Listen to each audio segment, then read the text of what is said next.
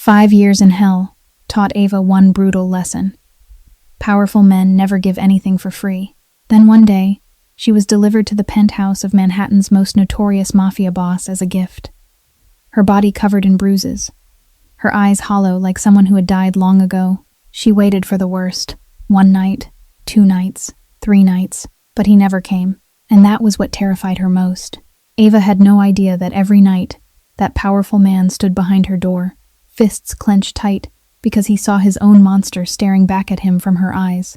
2 strangers, 2 wounds no one knew, 1 roof, and a war about to begin. If you want to know what happens when 2 monsters learn to heal each other, stay until the end. Don't forget to like, share this video, and subscribe so you won't miss our next stories. Now, let's begin. The penthouse on the 78th floor of Ashford Tower rose in the heart of Manhattan like a kingdom suspended above the clouds. The late afternoon sunlight streamed through the enormous glass walls and spread across the marble floor in a golden glow like honey. From this height, the city below looked like a miniature model, with tiny people moving along tiny streets, none of them knowing that high above their heads, one of the most powerful men in the underworld was sitting there reading financial reports, as though it were nothing more than an ordinary afternoon. James Ashford sat behind his walnut desk, his storm-gray eyes moving across each line of numbers on the screen. His perfectly tailored black 3-piece suit fit his solid frame without a single crease, without a single thread out of place. At 33 years old, he had ruled the Ashford Syndicate for 8 years, and with every passing day, he seemed less like a man and more like a statue carved from stone. Leo Cross stood beside the window, James's most trusted right hand for the past 10 years. The 45-year-old man, built like a former Special Forces soldier, was giving his report on the situation in the Eastern Territory when his phone began to vibrate. Leo glanced at the screen, his brows drawing together. Victor Harlan sent someone. They said there's a gift. James didn't look up from the screen. What kind of gift? They didn't say. They only said it's a gesture of goodwill for cooperation. A gesture of goodwill for cooperation. James almost laughed. Victor Harlan, the kingpin who controlled most of the operations in southern Manhattan, never did anything without a purpose. Their 2 organizations had been tense with each other for months, and now suddenly there was a gift. That was never a good sign. Send them up.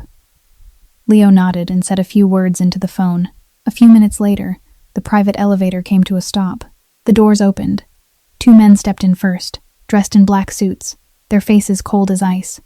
Between them stood a girl.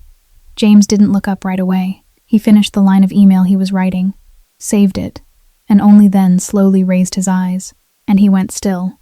The girl stood in the middle of the lavish living room, like something that didn't belong there. Her head was bowed, her shoulders drawn inward, her arms hanging at her sides as though she no longer had the strength to hold them up. She wore a simple gray dress, wrinkled as though she had been wearing it for days. Her chestnut brown hair fell loose and partly covered her face, but James could still see the curve of her chin, the straight line of her nose, and skin so pale it was almost frightening. She didn't look up. She didn't look at anyone. One of Victor's men stepped forward and placed an envelope on James's desk. Mr. Harlan sends his regards, Mr. Ashford. This girl is a gift, a token of goodwill between both sides. From now on, she belongs to you. Belongs to you. James felt his jaw tighten. He hated those words, hated the way they were spoken as though someone were handing over a piece of furniture. But he let nothing show on his face. In this world, emotion was weakness, and weakness meant death. Tell Victor I've received her. His voice was flat, not a ripple in it. The 2 men nodded, turned, and stepped back into the elevator. The doors closed. The penthouse sank into silence. James rose from his chair and walked around the desk. He moved toward the girl, and the closer he came, the more clearly he saw what the thin dress couldn't hide. Bruises on her wrist, exposed where the sleeve had slipped back slightly. Not one bruise, but many, layered over each other like the rings of an ancient tree, each ring marking another year of pain. At her shoulder, where the neckline had fallen a little too low, a dark purple stain spread from her collarbone downward. At her neck, there were fainter marks, but still visible if you knew where to look. James had seen many things in his life. He had done many things. But looking at this girl, he felt something cold slither down his spine. This wasn't a gift. This was a human being who had been destroyed. "What's your name?" he asked, his voice softer than he had intended. The girl didn't answer at once. 1 beat, 2 beats. Then she spoke, her voice rough as though it hadn't been used in a very long time. Ava. Ava. James repeated the name, as though weighing each syllable. Ava, look at me. She didn't lift her head. Her eyes stayed fixed on the floor. James didn't repeat the request. He understood. She had been taught not to look into another person's eyes. She had been taught that she wasn't worthy. Leo stepped beside James, his voice low. What are you going to do with her? James didn't take his eyes off Ava. He watched the way she stood, not completely motionless, but faintly trembling, like a candle almost blown out by the wind. He watched the way she held her hands in front of her stomach, the instinctive shield of someone long used to being struck. He looked, and he saw. Call Dr. Harrison, James said. Right now. Leo didn't question him. He pulled out his phone and moved to the corner of the room. James remained where he was, keeping several steps between himself and Ava. He didn't come any closer. He knew she would be afraid if he did. You're going to be examined, he said, his voice still steady, but no longer as cold as before. My doctor is coming. You don't need to be afraid. Ava still didn't answer, still didn't look up. She only stood there, small and silent in a room, too vast, too bright, too luxurious for anything she had ever known. James turned to Leo when he finished the call. Dr. Harrison will be here in 20 minutes. James nodded. He looked at Ava once more, at the shadow she cast across the marble floor, small and fragile, as though she might vanish at any moment. First, find out what he did to her, he said to Leo, though his eyes never left Ava. And in that moment, James Ashford, the Mafia king who didn't know what fear was, felt something stir inside his chest, something he had thought had died 10 years ago. From the night he found Lily, he didn't know what it was. He only knew that looking at Ava, standing there, silent and shattered, he felt as though he were looking into a mirror, and the monster in that mirror was looking back at him. Dr. Harrison left at 9 o'clock that night. He left a thin file on James's desk, pages of white paper containing 5 years of hell, compressed into the cold language of medicine. James read each line one by one. Bruises in multiple stages of healing, indicating repeated injury over an extended period of time. Signs of mild malnutrition. Old healed scars across the back and shoulders, some dating back years. No sign of severe internal organ trauma, but her psychological condition required close monitoring. James set the file down. He didn't need to read anymore. He already knew enough. He had known from the moment he saw her standing in the middle of the living room, head lowered, shoulders drawn in, like an animal that had lived inside an iron cage so long it had forgotten how to stand upright. The study was swallowed in darkness. James didn't turn on the lights. He stood before the enormous wall of glass, a glass of 25-year-old Macallan whiskey in his hand, looking down over Manhattan. The city that never slept stretched beneath him like a carpet of light.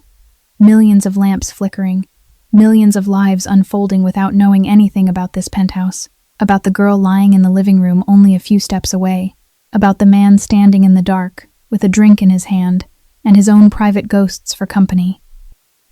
James's face reflected faintly in the glass.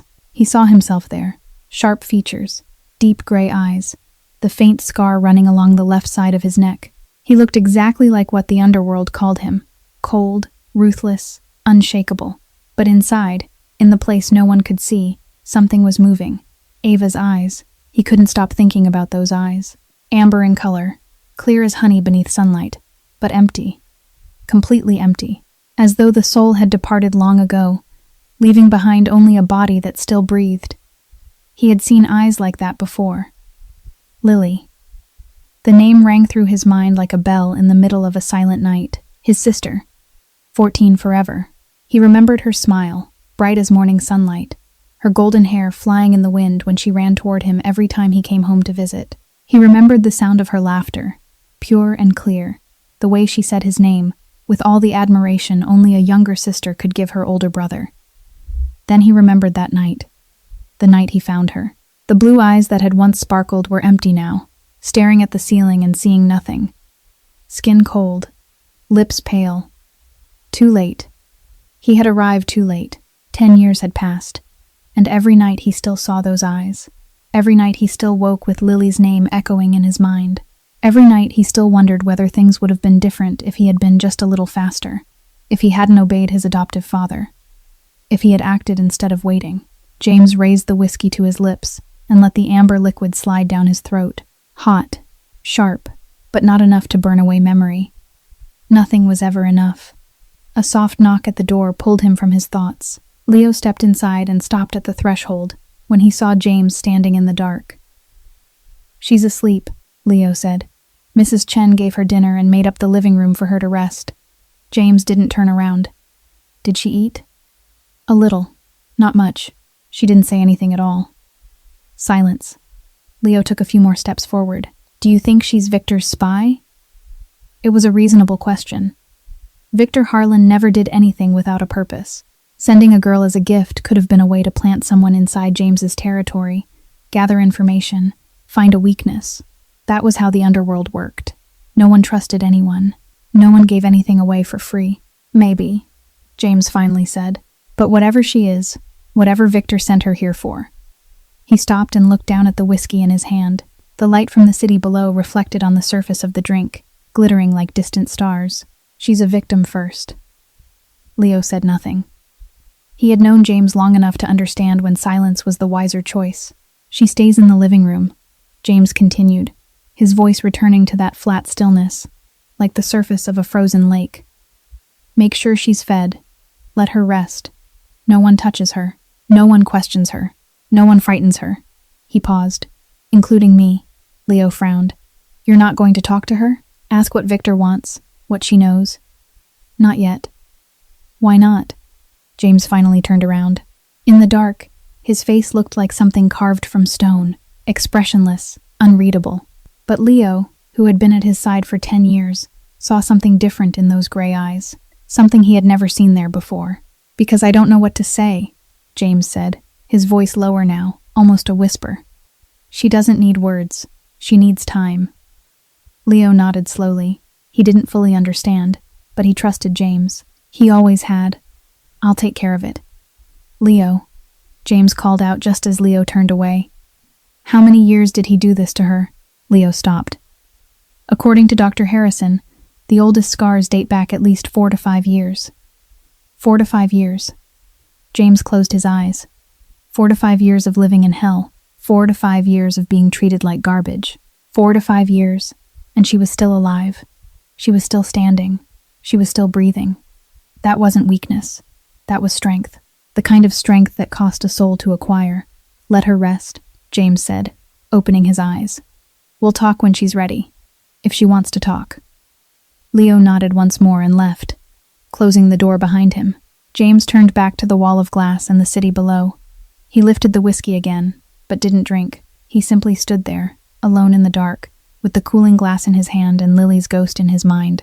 Somewhere inside this penthouse, a stranger of a girl was lying curled up on the living room sofa, perhaps asleep, perhaps not sleeping at all, perhaps waiting for the worst. And James stood here, only a few steps away, and still he didn't go to her. Not because he didn't want to help, but because he was afraid. He was afraid that if he looked into those empty eyes, he would see Lily. He was afraid that this time, too, he would once again arrive too late. He was afraid that no matter what he did, he wouldn't be able to save anyone. But deeper than that fear, there was something else. Something that felt like resolve. Something that felt like a vow. He hadn't been able to save Lily, but this girl was still alive. This girl was still here. And this time, James wouldn't let history repeat itself. 4 nights passed in the penthouse like 4 centuries. 4 nights of Ava lying curled on the living room sofa, her eyes wide open as she stared at the ceiling, waiting for footsteps that would never come. 4 nights of James standing in his study, a glass of whiskey in his hand, looking out over the city without truly seeing anything at all. 4 nights with only a few steps between them, yet a distance as vast as 2 galaxies. On the 4th night, at 3 o'clock in the morning, Manhattan was wrapped in that rare kind of silence that exists only in the hours suspended between midnight and dawn. It wasn't complete silence, because this city never truly slept, but a heavy kind of stillness, as though the whole world were holding its breath and waiting for something. James stood before the glass wall in the main living room.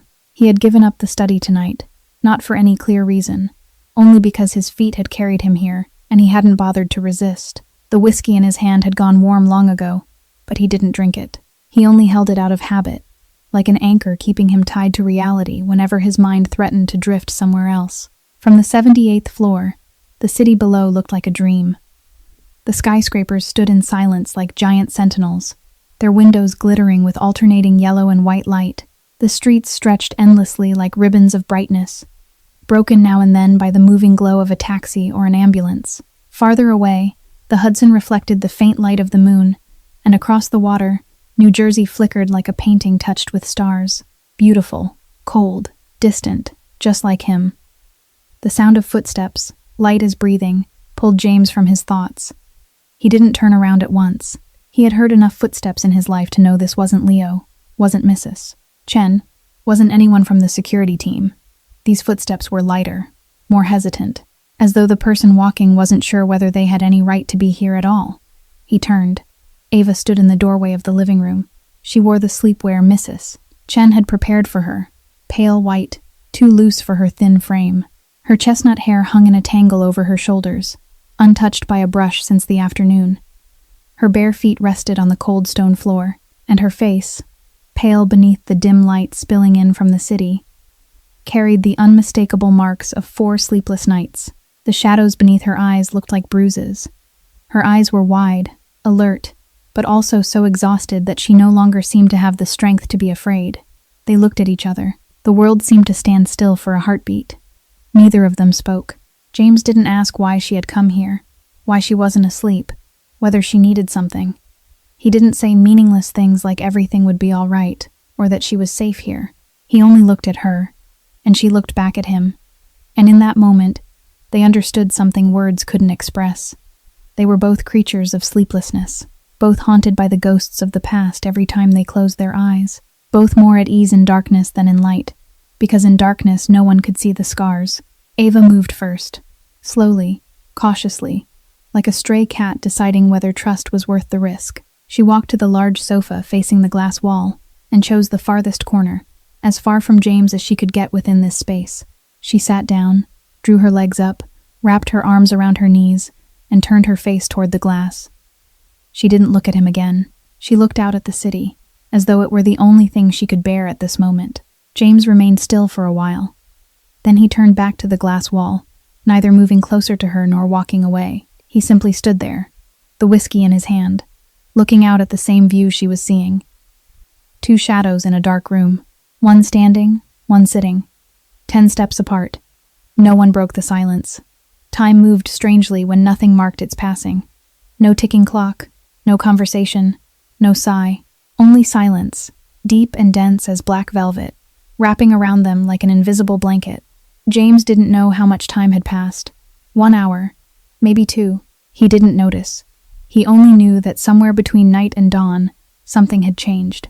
Ava's presence in the room, silent and small as she was, didn't unsettle him. It didn't invade his space the way he had imagined it would.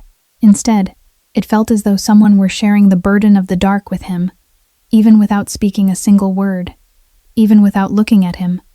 The sky began to change color. Black gave way to gray.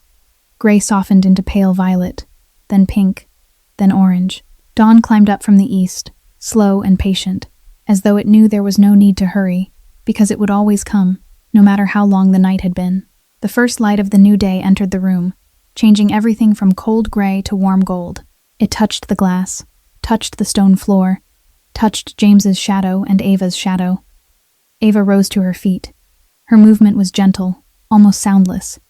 She didn't look at James. She simply left the sofa, crossed the living room, and disappeared into the hallway leading to her room. Not a word, not a glance. But James understood. She didn't need to say anything. She had been here. She had shared the darkness with him, and somehow, that had been enough. James stood watching after her until even her shadow was gone. Then he looked down at the whiskey in his hand and realized he hadn't taken a single sip all night. He set the glass down on the window ledge and let out a breath. For the first time in many years, the silence didn't suffocate him. For the first time in many years, he wasn't lonely while standing alone. And somewhere inside this penthouse, a stranger of a girl was lying down, and perhaps she would sleep for a few hours now, because she knew that tonight, she hadn't been the only one awake in the dark. On the 5th night, It came the same way the nights before had come, silent and heavy. And yet something in the air was different. James felt it from the moment he stepped into the living room at 2:45 in the morning. Something was about to change. Something was about to crack open. He stood before the wall of glass as he did every night. But tonight there was no whiskey in his hand. His hands were tucked into his trouser pockets, his shoulders slightly tense, as though his body were waiting for something his mind hadn't yet caught up to. Manhattan stretched beneath him, still glittering, still sleepless, still distant as ever. The familiar footsteps sounded behind him, light, hesitant. But tonight they stopped sooner, in the middle of the room, instead of going straight to the corner of the sofa. James turned around.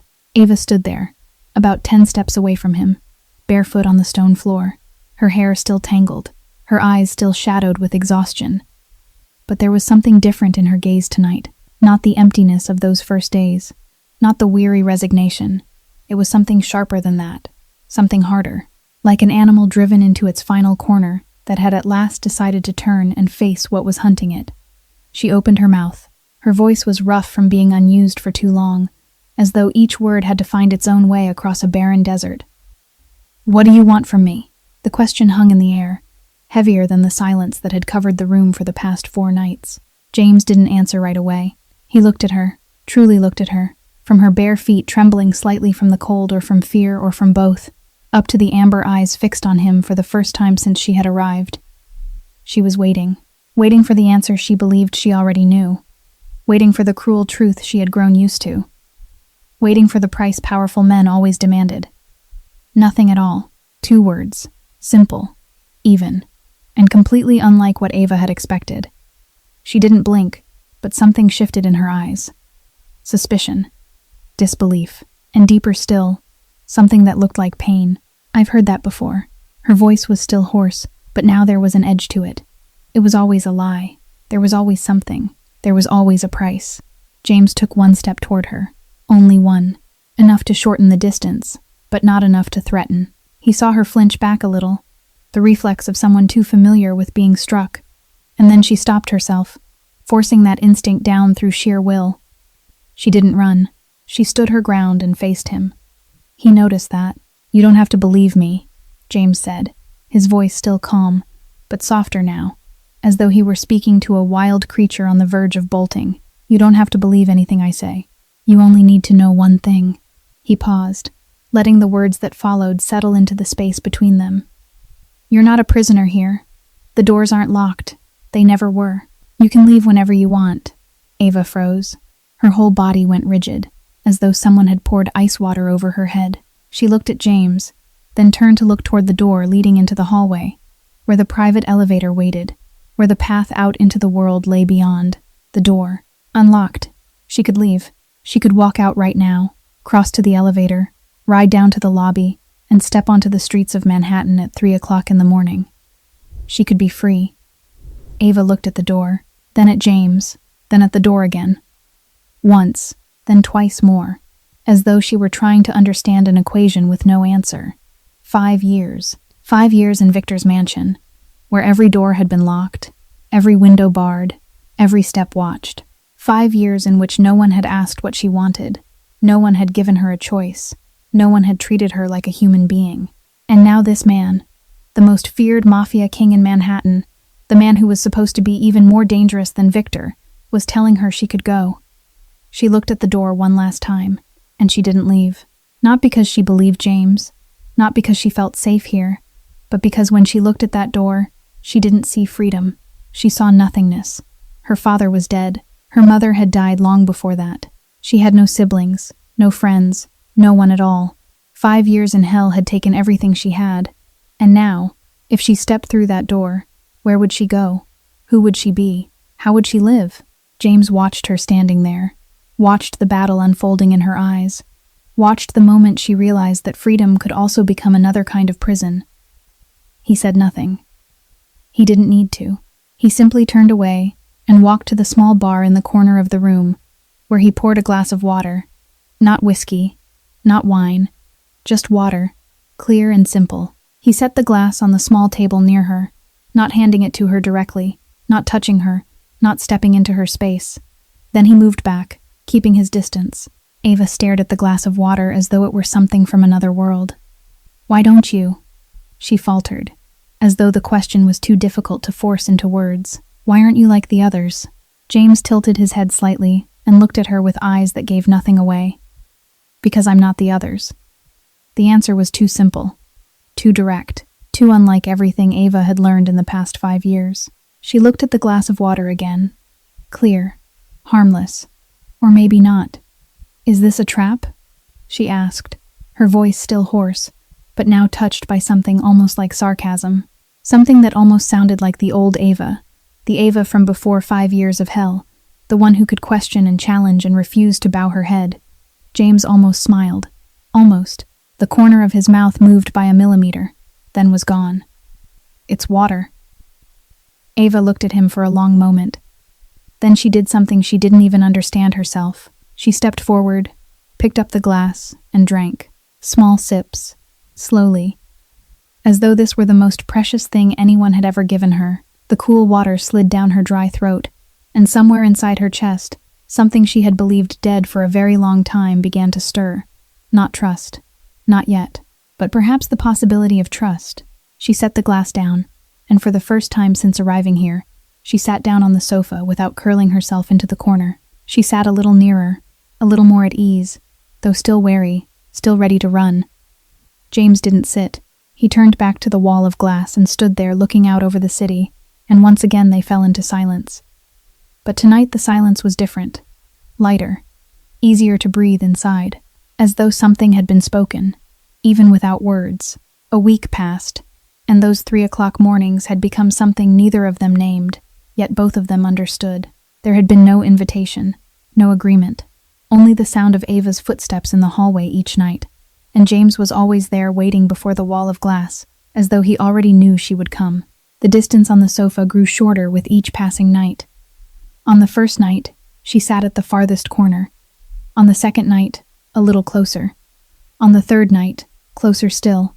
And tonight, when Ava sat down, she was only a few handspans away from James, near enough to hear him breathe, far enough that she could still run if she needed to.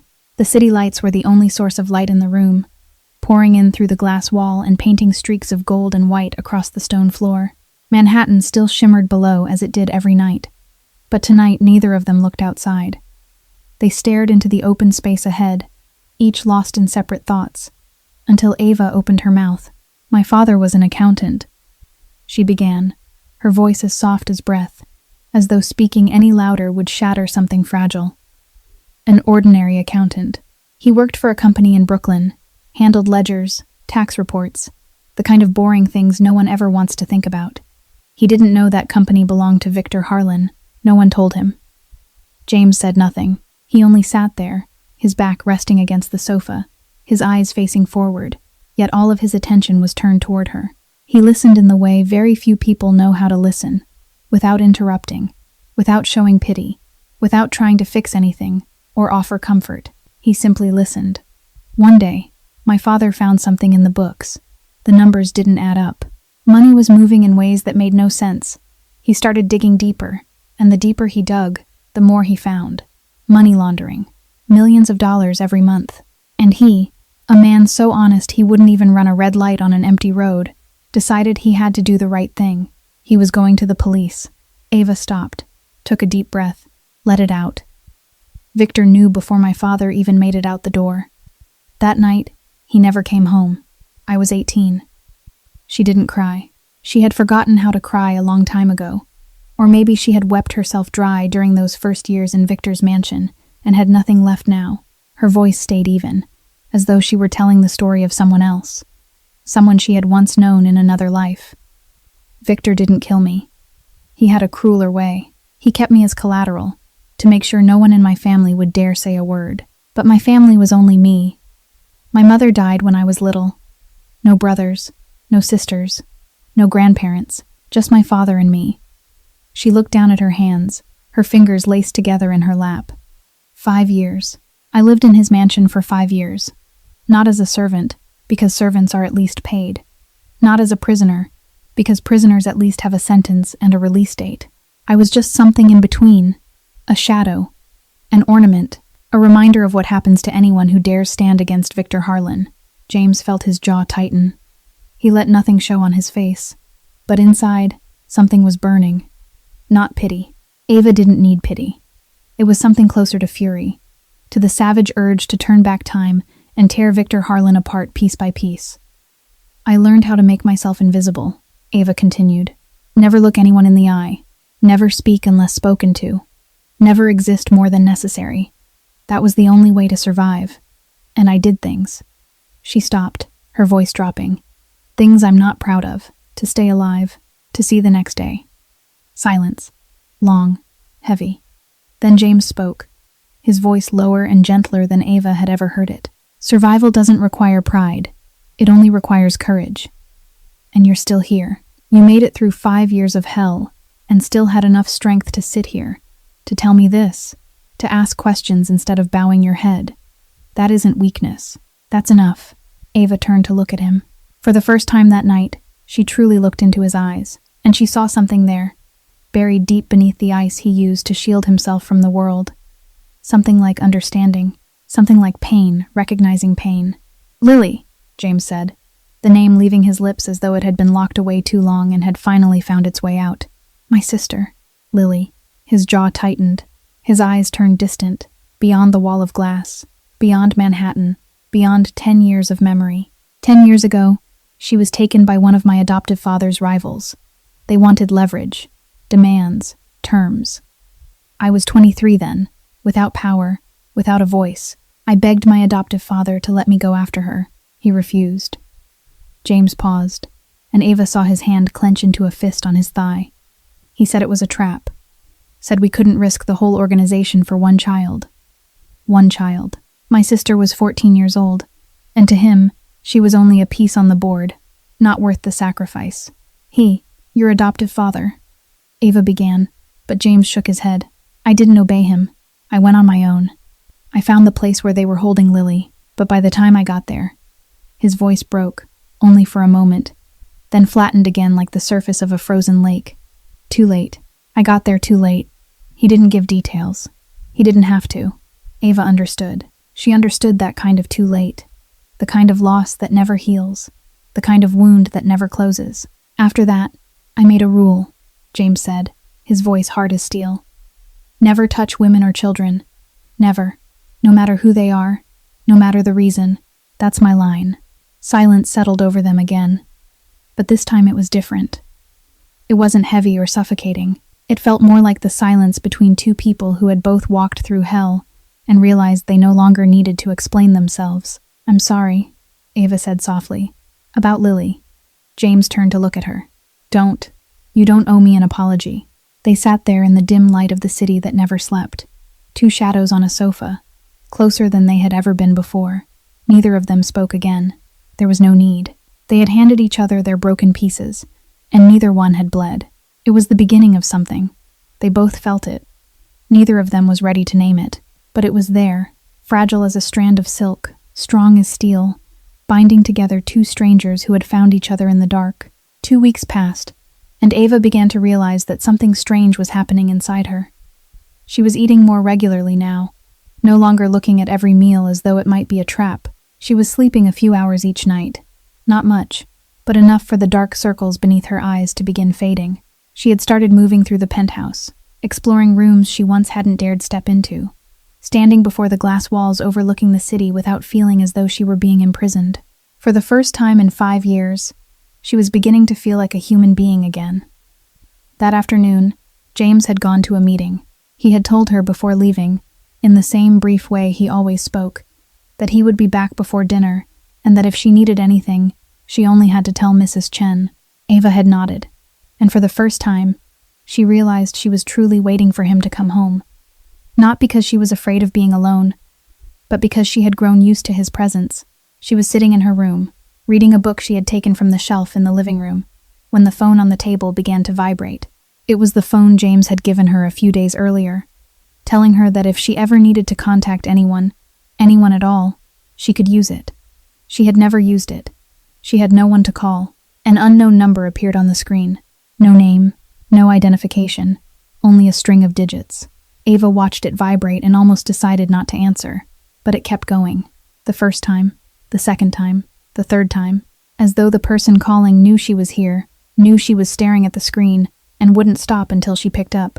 She answered. Silence on the other end. 1 second, 2 seconds, then a voice came through, and all the blood in Ava's body seemed to freeze. Ava. Victor Harlan's voice. Cold, gentle, smooth as silk laid over the edge of a blade, more terrifying than any shout she had heard in the past 5 years, because Victor never shouted. He didn't need to. His power lived in his calm, in the way he could say the most terrible things in the same tone a man might use to discuss the weather. Did you really think you could hide? Ava didn't answer. She couldn't. Her throat tightened, each breath turning difficult, as though invisible hands were closing around her neck. Her hand shook, the phone trembling against her ear. Did you really think James Ashford could protect you forever?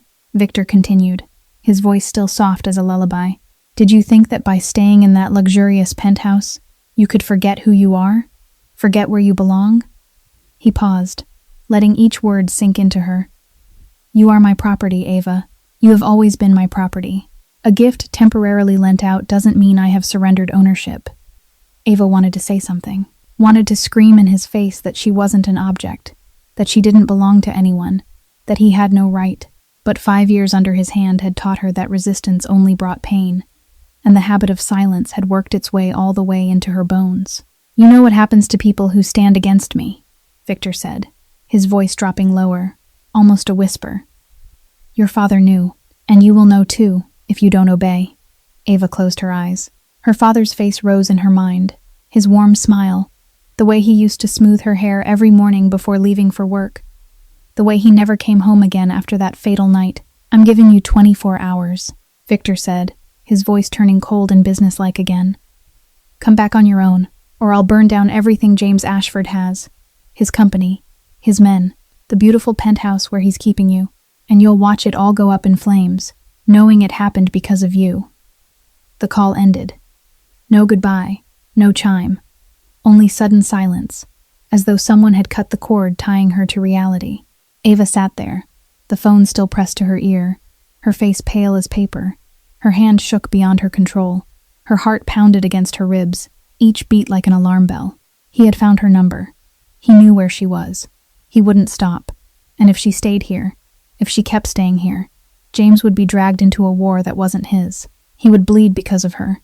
He might die because of her, just as her father had died. I can't let him die because of me, she whispered, her voice breaking in the empty room. I can't. I can't lose one more person. She stood up. Her legs were still trembling, but she forced herself to move. She opened the closet and took out the small bag Mrs. Chen had prepared for her when she first arrived. She began stuffing clothes into it. Not many, just a few things, enough to survive for a couple of days. She didn't know where she would go. She didn't know what she would do, but she knew she had to leave before James came home, before he had a chance to stop her, before she became weak and chose to stay because of him instead of protecting him. Her hand stopped when it touched the sweater James had given her a few days ago, after she had mentioned that the penthouse felt a little cold at night. It was gray, soft, and still carried the faint trace of his cologne. She looked at it for a long time, then folded it carefully and set it back down on the bed. She couldn't take it with her. She walked to the window and looked out over Manhattan one last time. The afternoon sunlight, golden as honey, lay across the skyscrapers and cast long shadows over the glass. Beautiful, peaceful, as though the world had no idea she was preparing to leave behind everything she had only just begun to call home. Goodbye, she whispered, not knowing whether she was speaking to the city, to the room, or to the man who would come back and find that she was gone. James knew something was wrong from the moment he stepped out of the elevator. The penthouse was quiet as always, but this was a different kind of quiet. Heavier, tighter, as though the very air were holding its breath and waiting for something. He didn't call Ava's name. He didn't need to. Instinct, sharpened over decades in the underworld, led him straight to her room, where the door stood slightly open. He stopped at the threshold. Ava stood in the middle of the room with her back to him, a small bag in her hand. She was dressed to leave, not in the soft sleepwear Mrs. Chen had prepared for her. Her hair was tied neatly at the nape of her neck, as though she were ready for a long journey. And on the bed, The gray sweater he had given her was folded with care, lying there like a farewell that hadn't been spoken aloud. "Where are you going?" James's voice cut through the room, even and controlled, but with something sharper beneath it than usual. Ava didn't turn around. Her shoulders tightened slightly, but she didn't move. "Away from here. Before it's too late." James stepped into the room, each step firm against the wooden floor. "Victor called you." It wasn't a question. It was a statement. Ava turned then, her eyes widening. "You know, I knew he'd do it," James said, stopping a few steps away from her, not coming closer, not backing away. "He wants you afraid. He wants you to run. That's how he works. He drives his prey into a corner, then watches them destroy themselves." "Then let me run." Ava's voice flared, higher now, sharper. The first time she had truly shouted, "I'm not worth starting a war over. I'm not worth someone dying for. Do you understand that? You have an empire, your men, everything. Why should you risk all of it for someone like me?" James didn't answer at once. He looked at her, at the way she stood there with the bag clutched in her hand like a lifeline, at the slight tremor in her shoulders, even though her voice was trying to sound strong, at the redness in her eyes with no tears falling because she had forgotten how to cry a long time ago. "Who told you you're not worth it?" he asked, his voice softer now, but carrying a weight that couldn't be denied. Ava stepped back once, as though the question itself had struck her. "Everyone, my whole life." Her voice broke, no longer a shout now, but a wounded whisper. "I'm only a burden. To my father, to everyone. My father died because of me. He could have run, could have hidden, but he stayed because of me, and he died. I can't let that happen again." James took another step forward. The distance between them narrowed. "Your father died because Victor Harlan is a murderer." His voice remained quiet, but each word hit the walls she had built around herself like a hammer striking stone. "Not because of you. Never because of you. Your father died because he was a good man living in an evil world, and Victor couldn't bear that. Never blame yourself for another man's crimes." Ava looked at him, her eyes shining, but not a single tear fell. She wanted to believe him. She wanted to believe every word he was saying. But 5 years of living with guilt had taught her that trust was a luxury she wasn't allowed to have. "Why do you care?" she asked, her voice rough. "I'm only Victor's gift, a tool he sent here to do something. Maybe to spy on you, maybe to cause trouble. I don't know, but that's all I am. Why do you care whether I live or die?" James stopped. Only one step remained between them now, close enough that he could have touched her.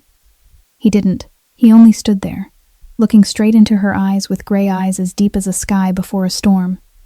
"You're not anyone's gift," he said, each word clear, as though he were carving them into stone. "You're not a tool. You're not property. You're a person, Ava.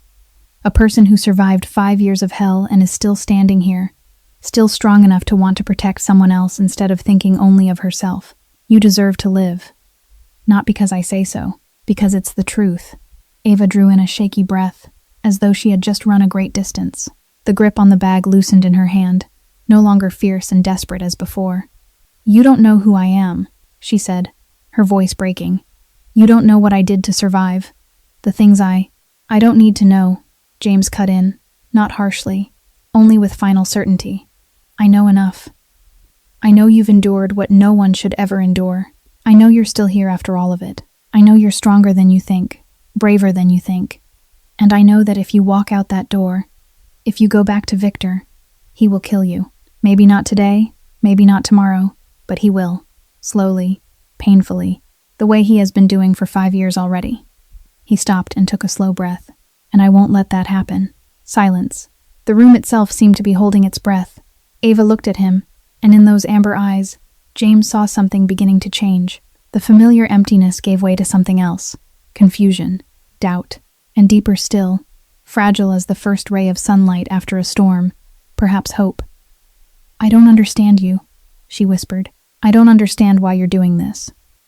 "You don't have to understand," James said. "You only have to stay here. You only have to live. Let me handle the rest." The bag slipped from her hand and fell to the floor with a soft thud. Ava didn't pick it up.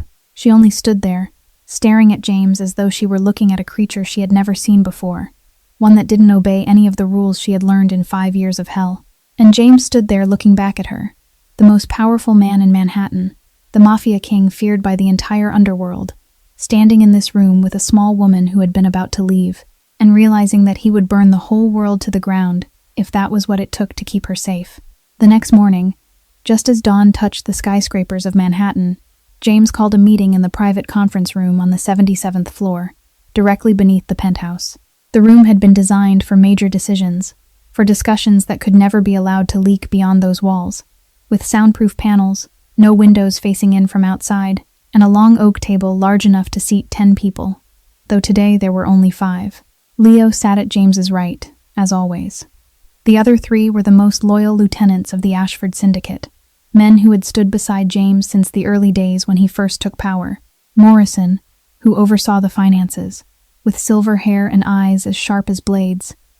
Bennett, commander of the security team, built like a bear and as sparing with words as stone.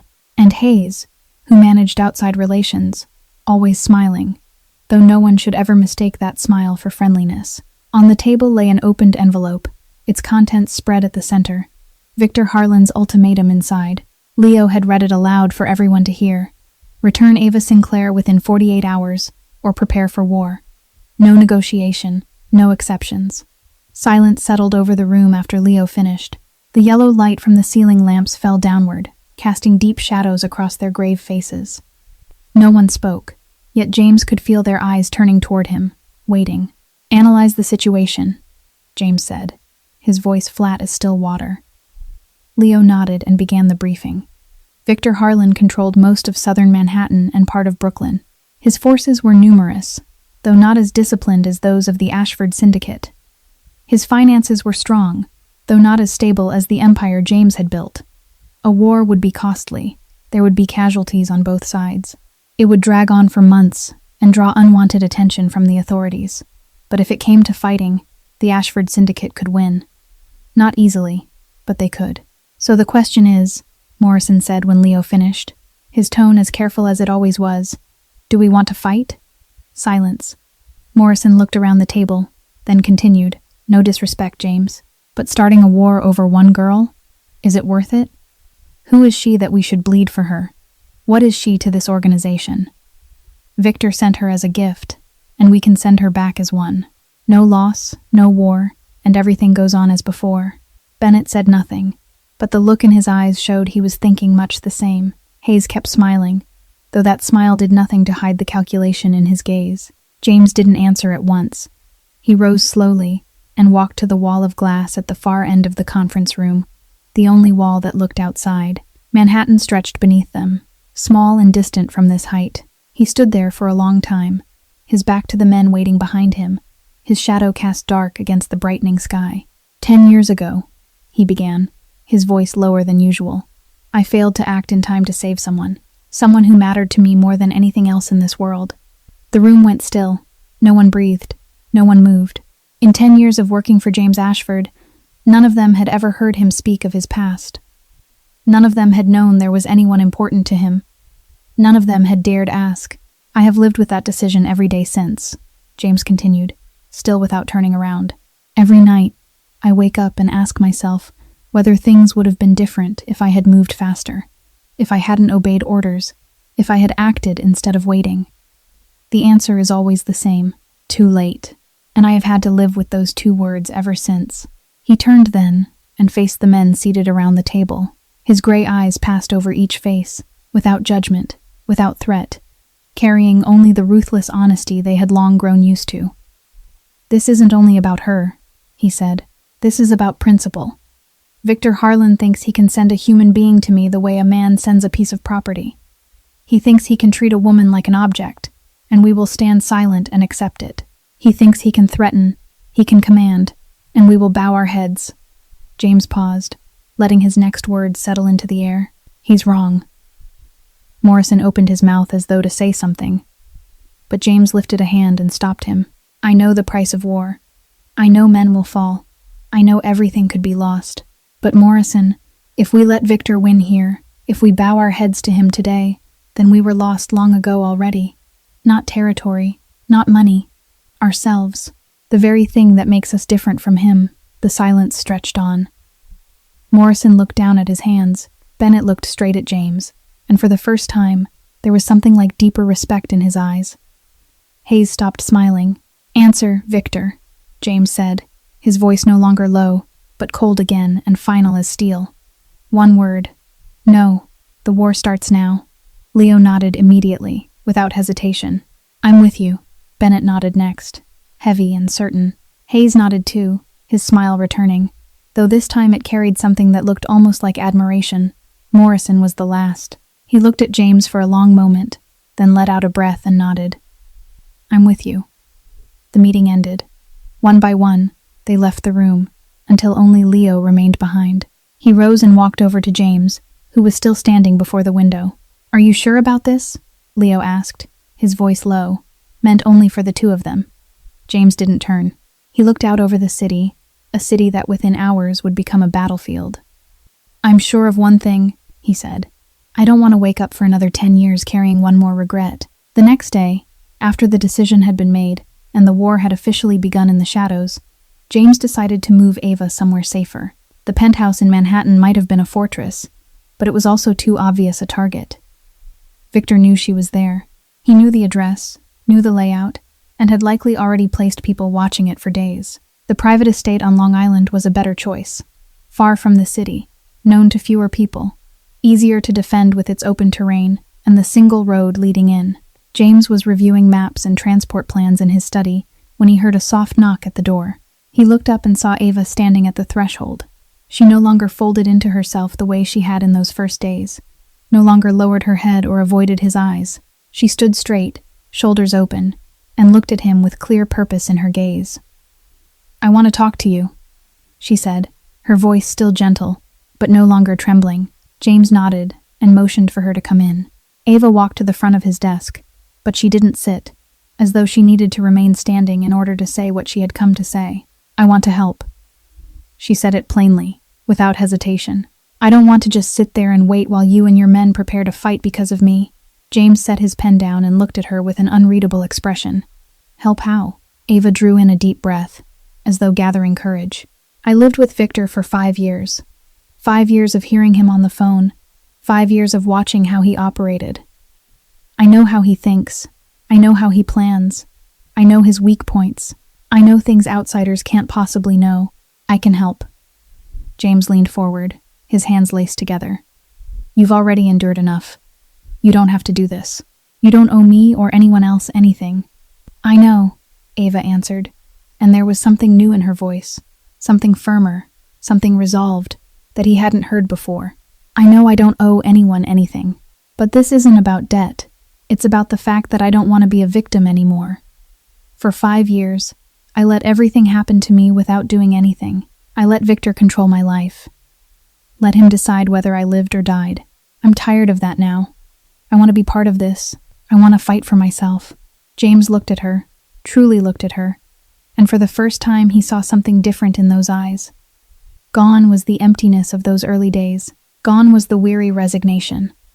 In its place was fire, small and newly lit, but burning, the fire of someone who had touched the bottom and decided not to stay there.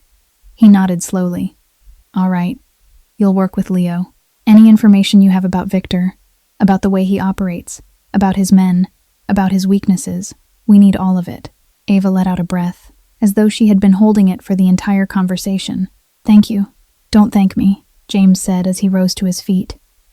"You're helping us. That's a contribution, not a favor." At noon that day, the convoy left Manhattan. 3 black sport utility vehicles moved in formation along the highway, heading east toward Long Island. Ava sat in the middle vehicle with James, looking through the window as the city slowly receded behind them. The skyscrapers grew smaller and smaller, then vanished behind the horizon. She didn't speak during the drive. Neither did James. But the silence between them was no longer heavy the way it had once been. It was easier now, more natural, like the silence between two people who had learned how to be beside one another, without having to fill every empty space with words. The estate appeared after more than an hour on the road.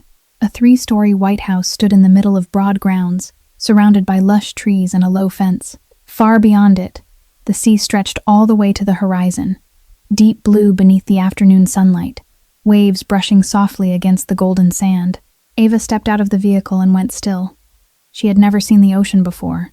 In all her life, she had never left the city, never known anything beyond the concrete and glass walls of New York. And in the 5 years inside Victor's mansion, she had seen nothing but 4 walls and the sky through barred windows. But now, spread before her, was the entire ocean. Vast, endless, free. James watched her as she walked toward the balcony overlooking the water. He didn't say anything. He only followed a few steps behind, giving her the space to experience this moment on her own. Ava stopped at the railing, both hands resting on the wood, and looked out over the blue water. The wind off the sea swept in, carrying the scent of salt and freedom, lifting her chestnut hair around her face. She closed her eyes and took a deep breath, and when she opened them again, James saw something he had been waiting for longer than he had known. A smile. Small, fragile as the first flower of spring after a long winter. But it was there, on lips that had known only silence and suffering. A real smile. The first smile in 5 years. "I didn't know the world could be this wide," she said softly, her voice filled with wonder, like a child seeing snowfall for the first time. James stepped a little closer and stood beside her, though not too close. "There are still many things you haven't seen," he said. "Many places, many things. The world is larger than the walls you were trapped inside." Ava turned to look at him, and the smile was still there, gentle and true. For the first time since they had met, she didn't look like someone dead from the inside out. She looked like someone alive. "Thank you," she said, and this time her voice didn't shake. "For giving me the chance to see." James didn't answer with words. He only gave a small nod and watched her turn back toward the ocean, toward the wind, toward the small smile still resting on her lips. And standing there, watching her face the sea as though she had just discovered a new universe, James Ashford, the coldest Mafia king in Manhattan, realized something. This was why he was fighting. Not for territory, not for power, not for principle, but for that smile. For that hope. For the chance for someone who had been destroyed to find herself again. And he wouldn't let anyone take that away. 3 days on Long Island passed in a rhythm so new that Ava had never known anything like it. During the day, she worked with Leo in the small meeting room on the first floor, spreading out maps, organizational charts, and lists of names, telling him everything she knew about Victor Harlan, his habits, the way he planned, the people closest to him, the weak points she had observed during 5 years of living like a shadow inside his mansion. Leo took careful notes, sometimes asking for more detail, and each time she offered a piece of useful information, she felt a little more valuable. No longer a burden, no longer a victim waiting to be saved, but part of the fight. Yet 5 years in hell hadn't only taught Ava how to become invisible. They had also taught her how to observe, how to read people, how to recognize when someone was hiding something, when someone was afraid, when someone was lying. It was a survival skill. The thing that had helped her avoid Victor's rages, helped her know when to disappear and when to appear. And that skill hadn't vanished simply because she had left his mansion. Marcus. She sensed something was wrong with him from the very first day at the estate. He was one of the guards who had traveled with the convoy from Manhattan, a middle-aged man with a hard face and watchful eyes. On the surface, he looked like every other bodyguard, professional, quiet, always where he was supposed to be. But Ava noticed other things. Marcus avoided looking at her whenever she passed by, not the ordinary kind of avoidance from someone who didn't care, but the kind of evasion that came from someone trying to hide something. His phone was always face down on the table. The screen never turned upward, as though he were afraid someone might see a message or an incoming call. And every time it vibrated, even for a single brief second, his shoulders tightened, his jaw locked, and then he would step outside to take the call. Ava didn't tell anyone. Not yet. She wanted to be certain before accusing a man who had followed James for 10 years. So she watched, remembered, and waited. On the 3rd night, her waiting was rewarded. Ava couldn't sleep, as on most nights. She was standing by the window in her room, looking out at the back garden washed in pale moonlight, when she saw a figure moving through the dark. Marcus. He slipped out of the estate through the back door and headed toward a hidden corner of the garden where the light didn't reach. Ava watched him stop, take out his phone, and begin speaking. She couldn't hear the words. He was too far away, and he was speaking too softly. But she could read his body. The way he bowed his head as though carrying a weight too heavy to bear. The way his hand tightened around the phone. The way his shoulders shook for one brief moment before he forced himself still again. She had seen enough.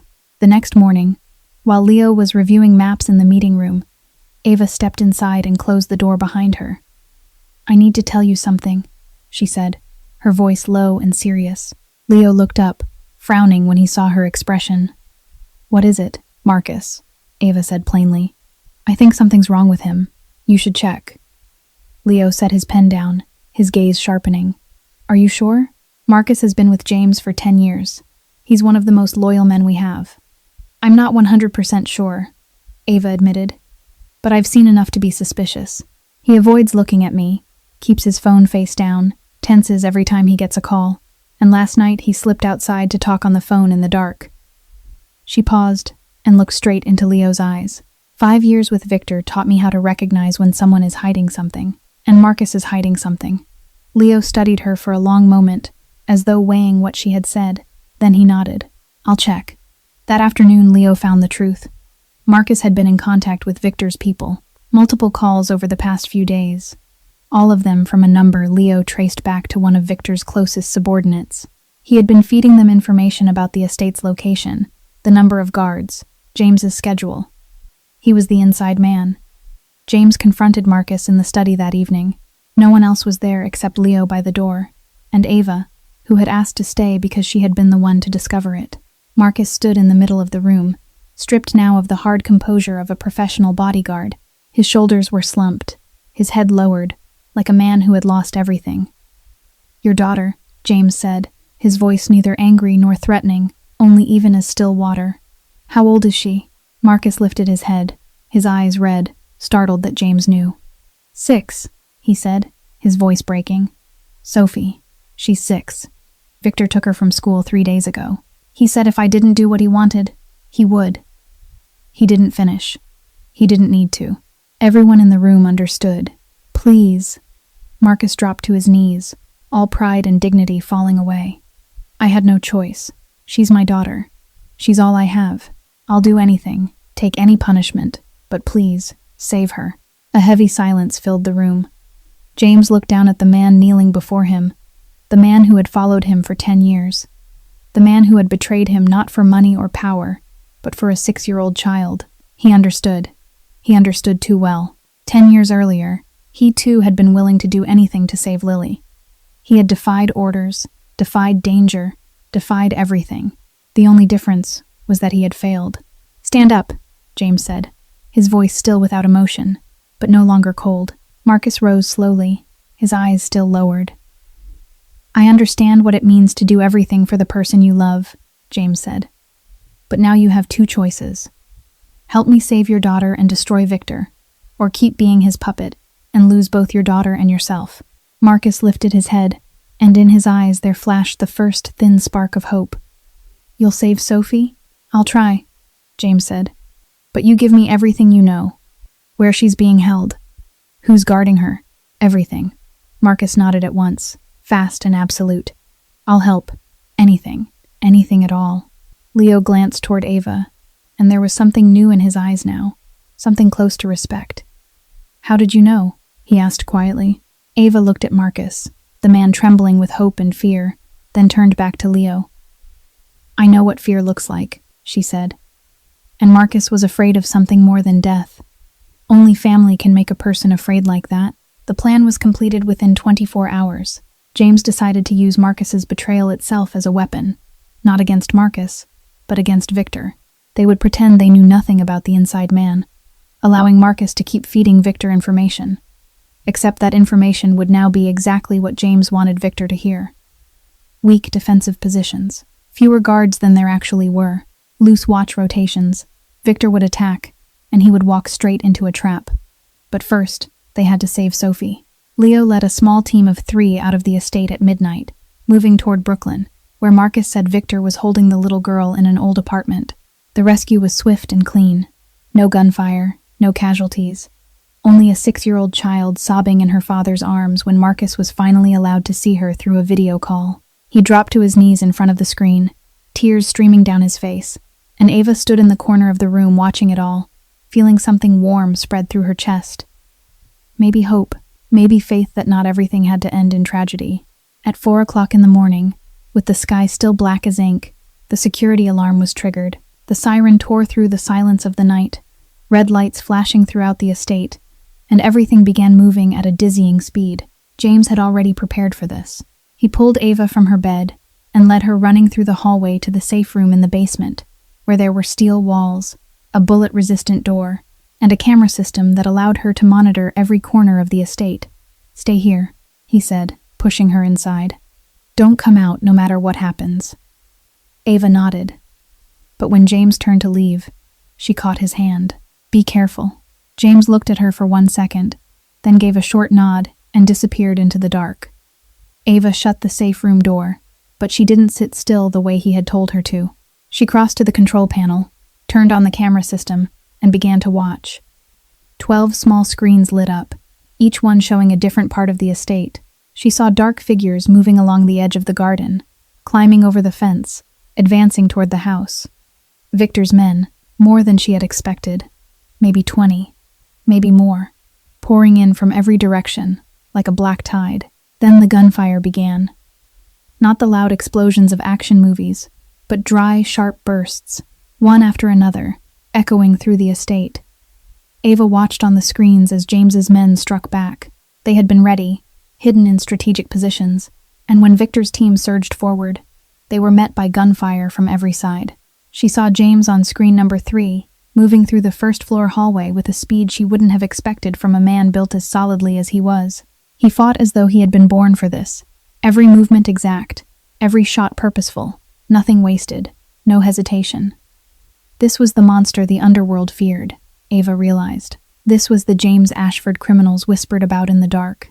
Not the man who stood before the glass wall with a whiskey in his hand. Not the man who spoke of his sister in a voice that had broken in the night. But the cold, efficient, ruthless killer, and Ava realized something else. She wasn't afraid. She watched him fight, watched him take down one enemy after another, and she felt no fear, no disgust. She felt safe, because she knew that monster was fighting to protect her. "James," she almost shouted into the radio he had given her before leaving. "Behind you." 3 men at the back entrance, coming in through the kitchen. Static crackled, then James's voice came through, his breathing fast but his tone still calm. "Got it." She watched on the screen as he changed direction and moved toward the kitchen. 3 dark figures appeared at the back door, and James met them with deadly precision. 1, 2, 3. All of them were down in less than 10 seconds. 2 more are climbing to the second floor. Ava said again, her eyes locked on the screens, her heart hammering in her chest, but her voice staying steady. Main bedroom window. James moved toward the stairs, and Ava switched to another screen to follow him. The fight continued, violent and chaotic. But James's men were gaining the advantage, because they had prepared in advance, because they knew exactly where Victor would strike and when. They had turned the raid into a lethal trap. But Victor had committed everything, more men than expected. And even while losing, they kept pushing desperately toward the safe room. Ava saw them on screen number 7, a group of 3 moving down toward the basement, advancing toward the steel door behind which she was hiding. She tightened her grip on the radio. "James, 3 men are coming to the safe room." Silence for 1 second. Then footsteps sounded in the hallway outside, fast and heavy, and on the screen Ava saw James appear at the far end of the basement corridor, facing the 3 attackers alone. She held her breath as the fight unfolded. James moved like a beast, evading, striking back, using the narrow hallway to his advantage so they couldn't surround him. 1 man went down, then the second. The third lunged with a knife in his hand, and James caught his wrist, twisted, and slammed him into the wall. Silence. Ava let out a shaking breath. "Are you all right?" James's voice came through the radio, his breathing heavy, but still calm in that almost frightening way of his. "I'm all right," Ava answered, her own voice unsteady. "You're the one out there fighting." "This is my job," James said, and Ava could hear him checking the hallway before moving again. "No," she said softly, almost a whisper. "This is you protecting me. That's different." Silence stretched for 1 long second. Then James's voice came back, softer than before. "Yes, It is different. The gunfire gradually faded as Victor's men were driven back in one group after another. The shots grew thinner, then stopped altogether, leaving only the sound of sea wind blowing through shattered windows and the ragged breathing of the ones still alive. Ava sat in the safe room, her eyes still fixed on the camera screens, her heartbeat finally beginning to slow as she saw James's team gaining full control of the situation. But something was wrong. She scanned each screen, counting the men Victor had sent, and realized the number didn't match. Someone was missing. Someone hadn't appeared in the fight. Victor, Ava hadn't even opened her mouth to warn anyone before the safe room door flew open.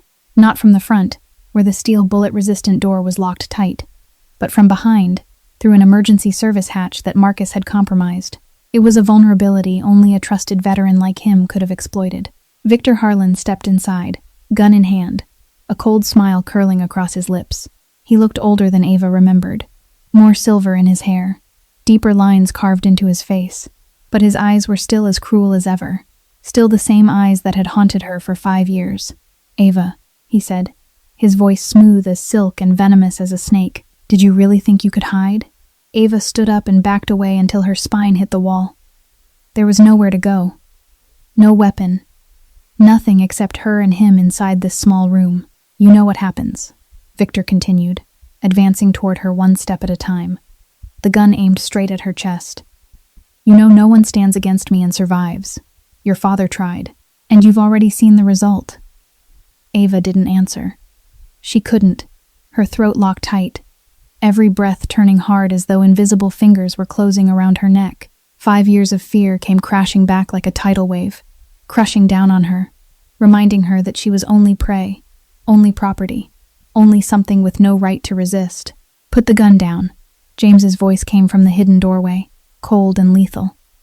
Victor didn't turn at once. He only smiled, as though he had expected this all along. Ashford, right on time as always. He turned slowly, his gun now aimed at James, whose own weapon was already trained on him. The two men faced each other, the small room becoming a battlefield, and Ava stood between them like a piece on a board waiting to be claimed. "Hand her over to me, and you live, James," Victor said, his voice still horrifyingly calm. "That's all it takes. She isn't worth dying for. She isn't worth losing everything you've built." James didn't move. His gray eyes were cold as ice, the gun in his hand absolutely steady. "She isn't an object to be traded."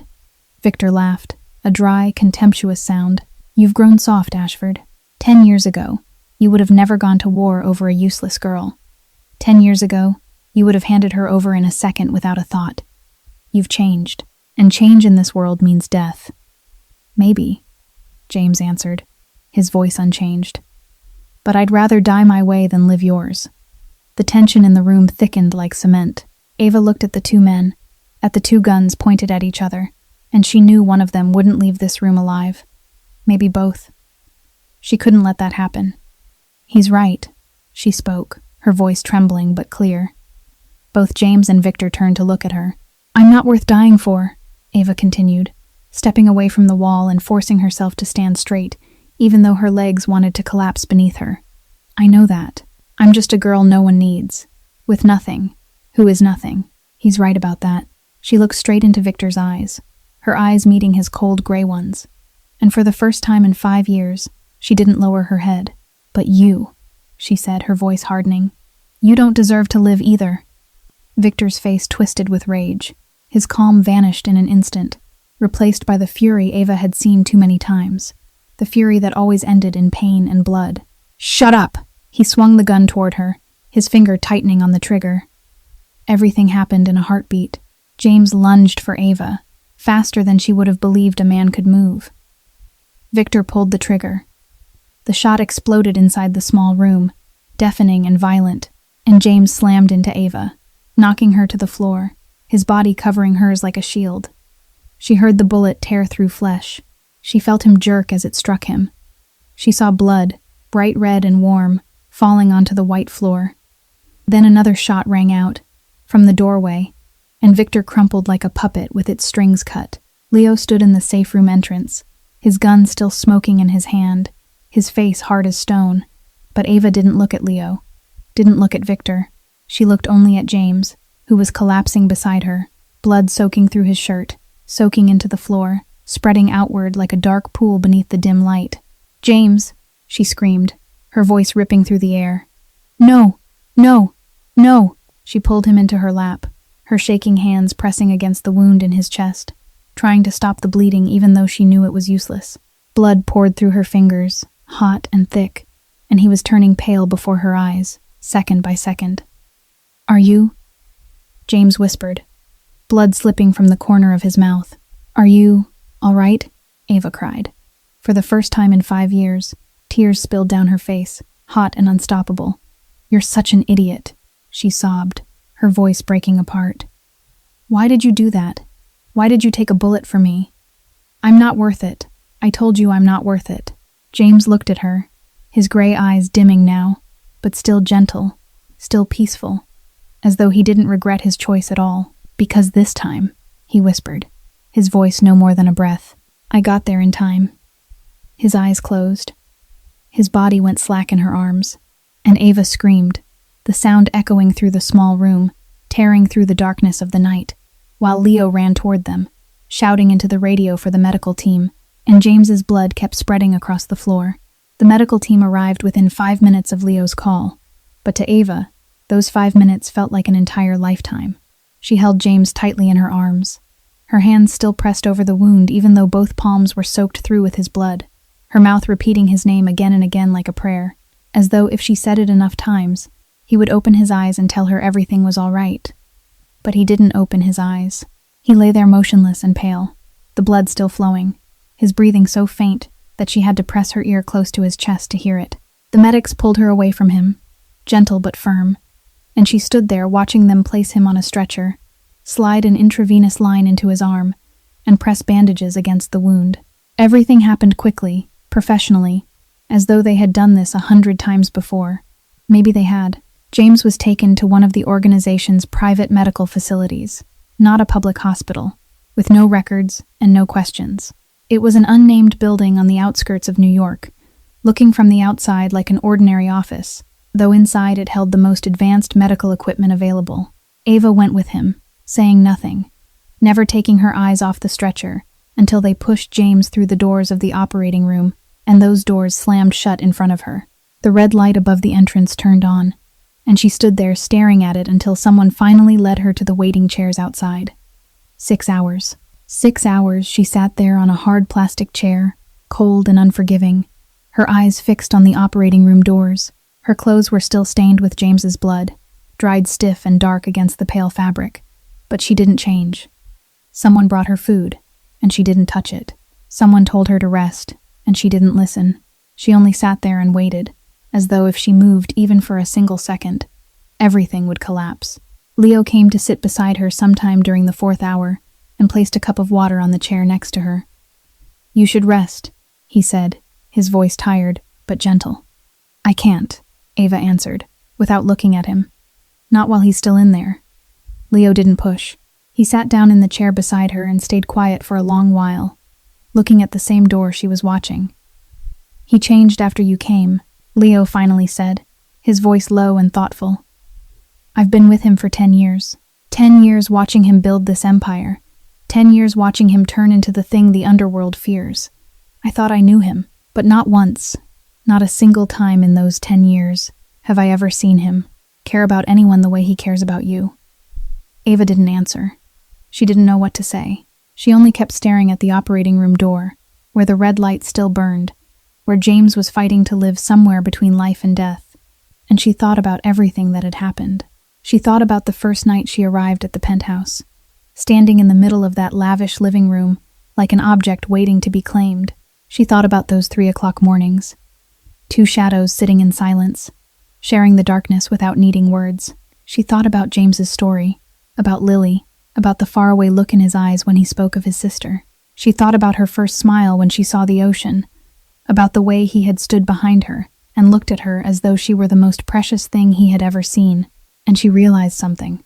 Somewhere in the middle of all of it, between the sleepless nights and the half-told stories, between the glasses of water set gently on the table and the short sentences that somehow carried entire worlds inside them, James had become important to her, Not because he saved her, not because he protected her, but because he was the first person in 5 years who had looked at her and seen a human being.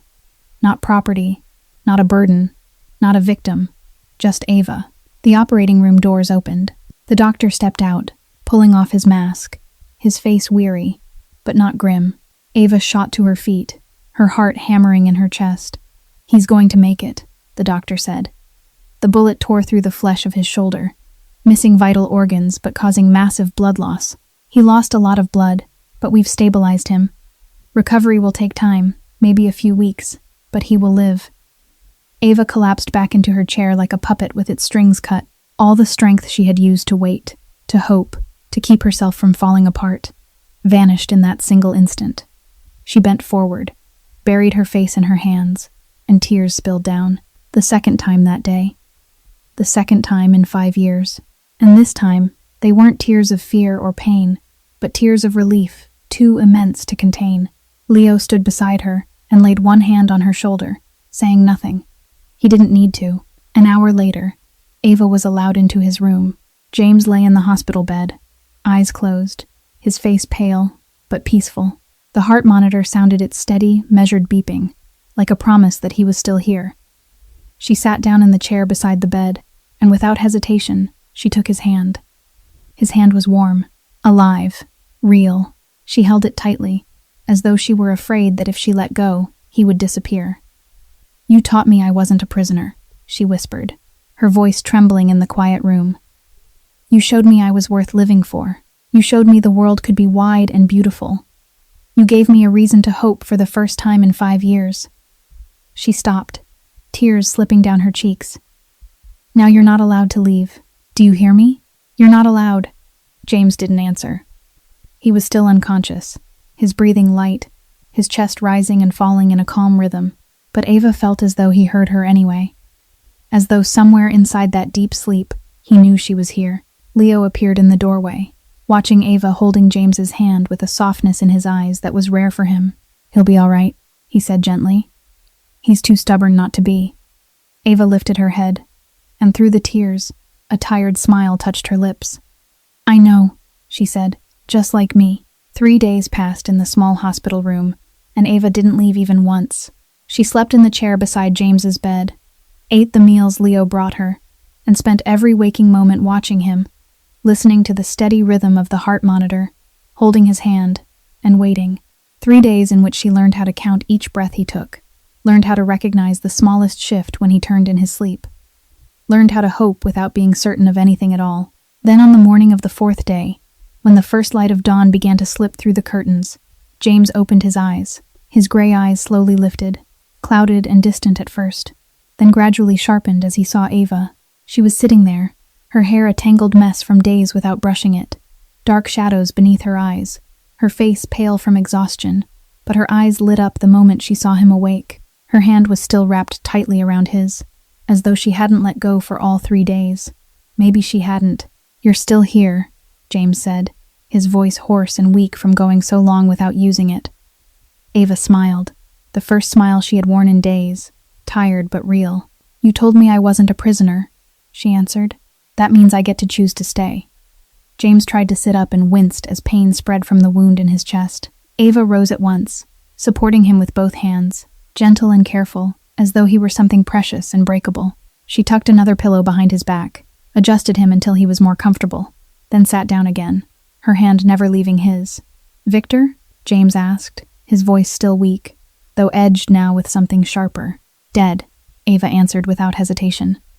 "Leo took care of it. His men were killed or surrendered. The war is over."